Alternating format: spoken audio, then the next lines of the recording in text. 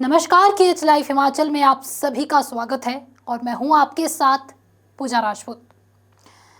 आज हम किसी बयान, किसी ट्वीट या फिर किसी राजनीतिक आरोप की बात नहीं कर रहे हैं।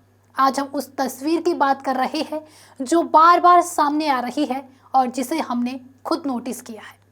बल्कि अब ये सिर्फ हमारी नोटिस तक सीमित नहीं रह गई है। आम जनता भी जानना चाहती है कि आखिर मंडी से सांसद और बीजेपी की सबसे मुखर आवाज मानी जाने वाली कंगना रनौत बीजेपी के इतने बड़े और अहम कार्यक्रमों से लगातार नदारद क्यों है। शिमला में भारतीय जनता पार्टी के राष्ट्रीय अध्यक्ष जगत प्रकाश नड्डा का भव्य कार्यक्रम आयोजित किया गया। पूरा बीजेपी संगठन वहां मौजूद था। केंद्र और प्रदेश के वरिष्ठ नेता मंच पर थे। कार्यकर्ता उत्साह से भरे हुए थे। लेकिन इस पूरी तस्वीर में मंडी से सांसद कंगना रनौत नजर नहीं आई। ये कोई अनुमान नहीं है और ना ही किसी तरह की राजनीतिक चर्चा को हवा देने की कोशिश है। ये एक सीधा और दर्ज किया गया तथ्य है। राष्ट्रीय अध्यक्ष का कार्यक्रम था। बिहार विधानसभा चुनाव में बड़ी जीत के बाद जेपी नड्डा पहली बार हिमाचल पहुंचे थे और ऐसे मौकों पर आमतौर पर पार्टी के सभी सांसद और प्रमुख चेहरे मौजूद रहते हैं। पीटर हॉफ शिमला में खुले वाहन में जेपी नड्डा का अभिनंदन किया गया। पुष्प वर्षा हुई और मंच से हिमाचल की कांग्रेस सरकार पर तीखा हमला बोला गया। जेपी नड्डा ने कहा कि केंद्र सरकार ने आपदा राहत के लिए हिमाचल प्रदेश को 3,789 करोड़ रुपए दिए, लेकिन इस राशि का सही इस्तेमाल नहीं हुआ। उन्होंने आरोप लगाया कि बड़े स्तर पर भ्रष्टाचार हुआ है। नड्डा ने कहा कि राज्यों की ट्रेजरी बार बार बंद हो रही है, सरकार एडहॉक व्यवस्था पर चल रही है और मुख्यमंत्री तथा मंत्रियों के बीच तालमेल की कमी साफ दिखाई दे रही है। जो आपको हमने पैसे दिए हैं वो पैसे उनका दुरुपयोग हुआ है, नंबर एक। वो पैसे जिन बातों के लिए लगने चाहिए थे वो नहीं लगे हैं, और तीसरी बात, बड़ी मात्रा में भ्रष्टाचार भी हुआ है, बड़ी मात्रा में। मैं याद दिलाना चाहूंगा और मैं आंकड़ों के साथ आया हूं और मैं चाहता हूं पत्रकार भाई नोट कर लें। 2023 में आपके यहां त्रासदी आई थी। मैं 10 जुलाई को आया था 2023 को। जयराम जी मेरे साथ थे, अनुराग जी आप भी मेरे साथ थे। मंडी के टूटे हुए नेशनल हाईवे के साइड में खड़े होकर के मैंने प्रेस से कहा था कि आज भारत सरकार की तरफ से, प्रधानमंत्री मोदी जी की तरफ से हम 180 करोड़ 40 लाख रुपए आपको देते हैं। ये मैंने 10 जुलाई को कहा था।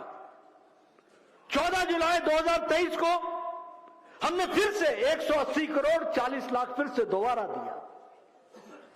1 अगस्त 2023 को हमने फिर से आपको 400 करोड़ रुपए दिए थे। हमने अगस्त 7 को 2023 को 179 करोड़ रुपए फिर से आपको दिए थे। हमने 20 अगस्त 2023 को 200 करोड़ रुपए फिर दिए थे। हमने 12 दिसंबर को 2023 को 633 करोड़ रुपए आपको दिए थे, और इस साल 2025 में 18 जून को 2006 करोड़ रुपए आपको दिए हैं। अगर मैं इसको टोटल जोड़ूं तो आपको 3,789 करोड़ रुपए दिए गए हैं। क्या है? जेपी नड्डा ने यह भी स्पष्ट किया कि केंद्र सरकार के पास धन की कोई कमी नहीं है और जब भी हिमाचल को जरूरत होगी मदद की जाएगी, लेकिन बार बार केंद्र पर आरोप लगाकर एहसान फरामोशी करना स्वीकार नहीं किया जाएगा। उन्होंने कांग्रेस को सत्ता सुख की राजनीति करने वाली पार्टी बताया और बीजेपी को विकास, अनुशासन और जवाबदेही की राजनीति का प्रतीक बताया।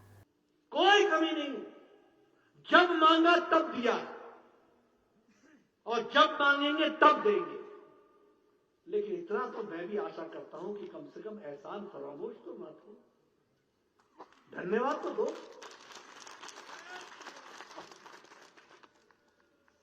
इतने एहसान फरामोश होने की क्या आवश्यकता है? हम हिमाचल की जनता के लिए काम कर रहे हैं, हम एहसान नहीं कर रहे। यह हमारा कर्तव्य है, यह हमारी जिम्मेवारी है। इस मंच से डबल इंजन सरकार का संदेश भी पूरी ताकत से दिया गया। कार्यक्रम में बीजेपी संगठन की ताकत को भी विस्तार से रखा गया।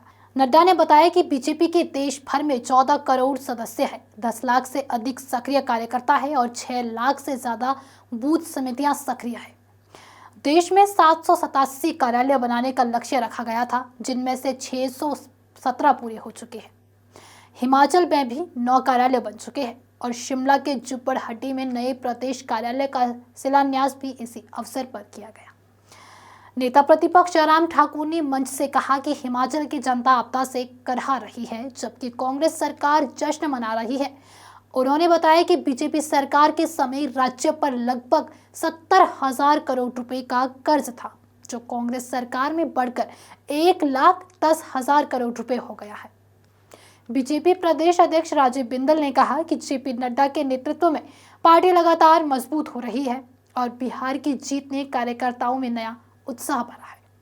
अब इसी पूरे घटनाक्रम के बीच एक बात हमने लगातार नोट की है।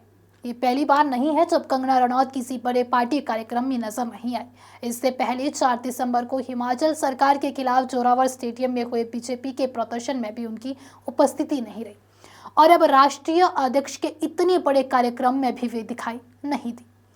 यहीं पर कुछ स्वाभाविक सवाल खड़े होते हैं, जिन्हें अब आम जनता भी जानना चाहती है। क्या कंगना रनौत और प्रदेश बीजेपी नेतृत्व के बीच सब कुछ ठीक चल रहा है? क्या संगठनात्मक कार्यक्रमों से लगातार दूरी कोई राजनीतिक संकेत देती है, या फिर कंगना रनौत अपनी राजनीतिक भूमिका को केवल सोशल मीडिया और सार्वजनिक बयानों तक ही सीमित रखना चाहती है? ये सवाल किसी आरोप के रूप में नहीं, बल्कि इसलिए सामने आते हैं क्योंकि यह स्थिति बार बार दिखाई दे रही है। क्योंकि राजनीति में सांसद की भूमिका सिर्फ बयान देने तक सीमित नहीं होती। एक सांसद की जिम्मेदारी ये भी होती है कि वो पार्टी के संगठनात्मक कार्यक्रमों में जमीन पर मौजूद दिखे, कार्यकर्ताओं के साथ खड़ी नजर आए और नेतृत्व के साथ एकजुटता का संदेश भी दे, खासतौर पर तब जब पार्टी का राष्ट्रीय अध्यक्ष खुद प्रदेश में मौजूद हो और विपक्षी सरकार पर सीधा राजनीतिक हमला किया जा रहा हो। जेपी नड्डा का ये दौरा हिमाचल के कांग्रेस सरकार के खिलाफ बीजेपी के राजनीतिक रूख को और मजबूत करता है और संगठन को आने वाले समय के लिए तैयार करने का साफ संदेश देता है। लेकिन इसी दौरे के साथ ये भी दर्ज हुआ है कि मंडी से सांसद कंगना रनौत इस बड़े मंच से दूर रही। ये एक दर्ज किया गया तथ्य है। राजनीति में मौजूदगी भी एक संदेश होती है और अनुपस्थिति भी। आने वाले दिनों में ये स्थिति बदलेगी या नहीं, ये वक्त बताएगा। फिलहाल शिमला में हुए इस बड़े कार्यक्रम की पूरी तस्वीर यही है। एक तरफ बीजेपी का शक्ति प्रदर्शन और कांग्रेस सरकार पर तीखा हमला, और दूसरी तरफ कंगना रनौत की अनुपस्थिति, जिसे हमने नोट किया है। फिलहाल के लिए आज के इस वीडियो में इतना ही। इस पर आपके क्या विचार है, हमें कमेंट करके कमेंट बॉक्स में अवश्य बताएं। अगर आपको वीडियो पसंद आई हो तो वीडियो को लाइक, कमेंट, शेयर और हमारे Facebook page KS live Himachal को फॉलो अवश्य करें। साथ ही अगर आप हमारे इस वीडियो को यूट्यूब चैनल के माध्यम से देख रहे हैं तो हमारे यूट्यूब चैनल को भी सब्सक्राइब जरूर करें। धन्यवाद।